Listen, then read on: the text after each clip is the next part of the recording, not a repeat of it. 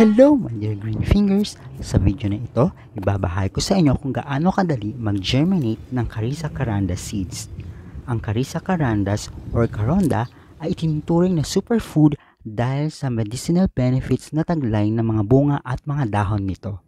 Be sure na mag-subscribe na po sa ating YouTube channel at i-like and follow na rin po ang ating Facebook page.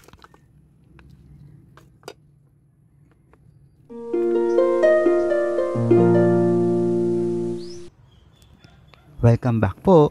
Ang una nating gagawin ay pumili ng hinog or pahinog na bunga like this. Then kukunin lang natin yung mga seeds. Mapula yung laman nito guys at may lagta. Ilagay lang natin yung mga buto sa isang lalagyan na may malinis na tubig. As you can see, yung ibang mga seeds ay nag-uumpisa ng magkaugat.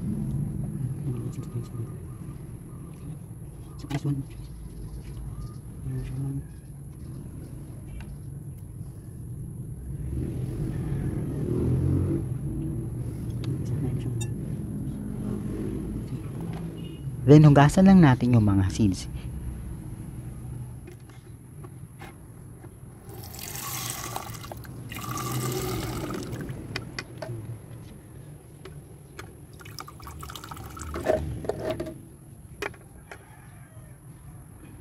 Ihanda na din natin yung pagtataniman natin. So gagamit lang tayo ng pinaglagyan ng gamot para makapag-recycle tayo. Ilalagyan ko na rin sila ng worm casting sa ilalim. Yung potting mix na gagamitin natin ang coco peat at may konting fine worm castings. Pwede din naman ng garden soil basta well draining. I-mix lang natin ito. Next ay lalagay na natin yung potting mix yung mga planters. This video is way back 2021 pa. Nakalimutan ko lang kasi ma-edit at ma-publish.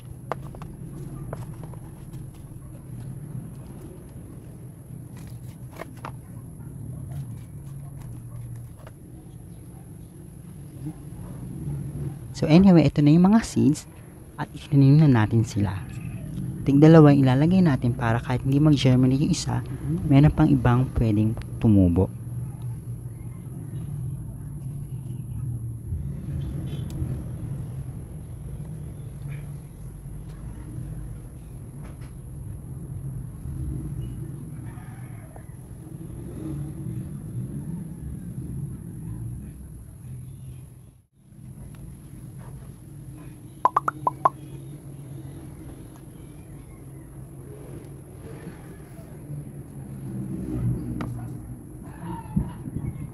Tabunan lang natin ng bahagya ang mga seeds around 2 to 3 cm at huwag kalimutang diligan.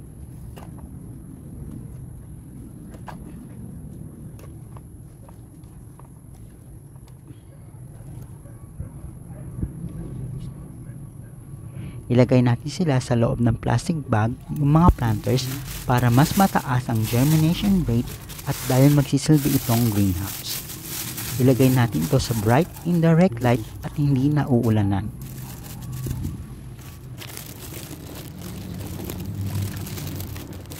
After 6 days, nag-uumpisa na umusbong ang mga Carissa seeds natin. And after 10 days, nagkakaroon na sila ng dahon.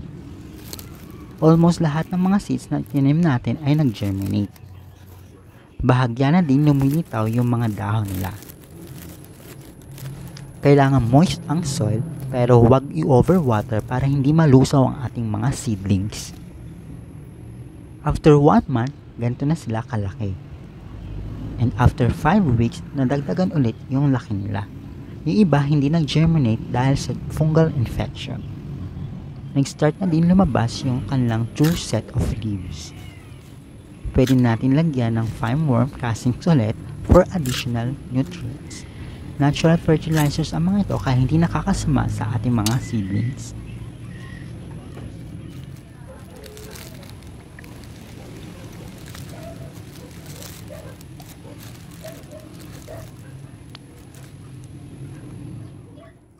After 7 weeks, ganito na sila kalaki at pwede na natin i-repot yung iba sa kanila. Ngayon naman gagamit tayo ng garden soil na may compost, rice hull, cow manure, and some eggshells na pangontra sa mga snails. I-mix lang natin ito ng mabuti.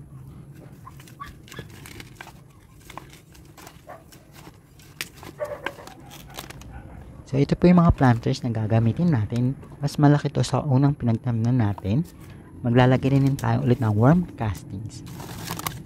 Itong mga pouch po ay pwede natin gamitin para makapag-recycle po ulit tayo.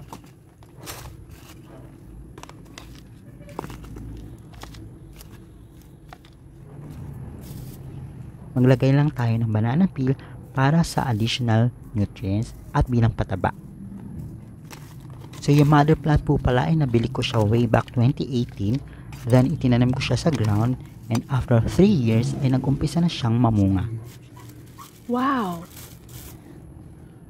Ngayon naman ilipat na natin yung ibang mga seedlings. Make sure na hindi mapuputol yung mga ugat nila or mabali yung pinakapuno nila.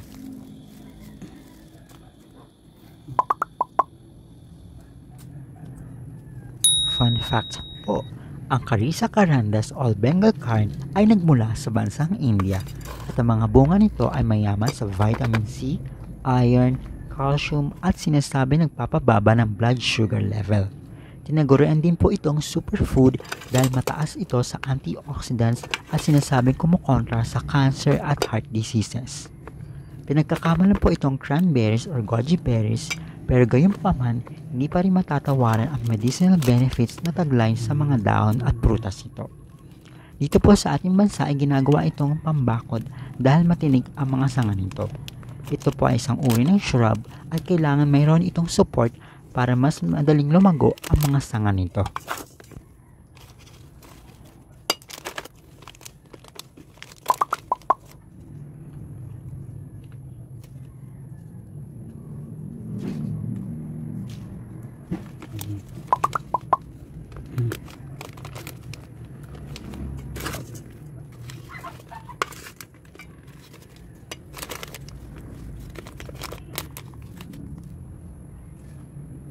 Ito na guys yung mga na-report natin.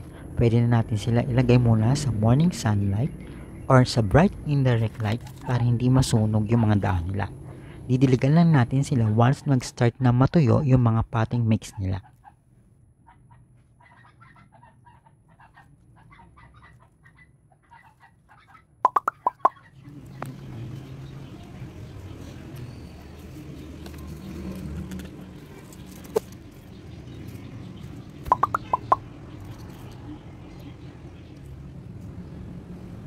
After 10 weeks ay guys, ganito na sila kalaki.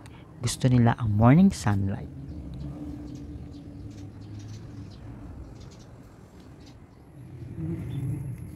Then after 4 months, ganito na sila kataas.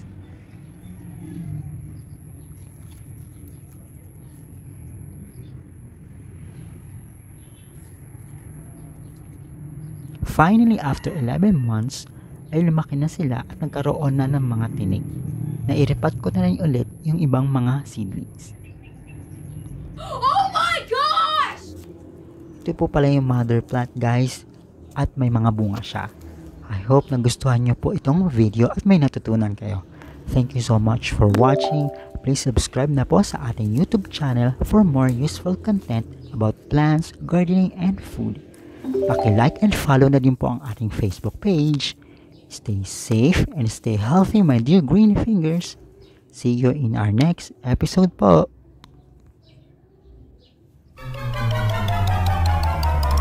Subscribe to our YouTube channel for more gardening adventures. Stay safe and stay healthy, my dear green fingers.